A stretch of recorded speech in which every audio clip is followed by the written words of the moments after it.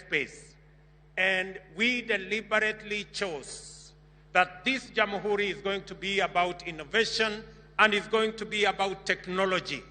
And we did so deliberately for various reasons, which I will elaborate. First, when we went round, the people of Kenya told us that they want technology to drive our economy.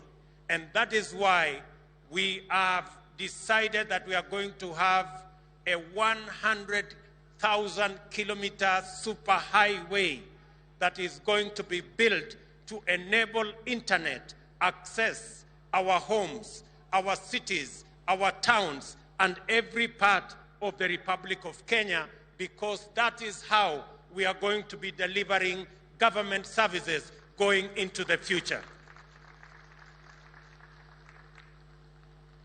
Let me also announce that this is a technology and innovation Jamhuri, because we intend to transfer 85% of the remaining government services to the digital space, so that every Kenyan, wherever they are, they do not have to get into any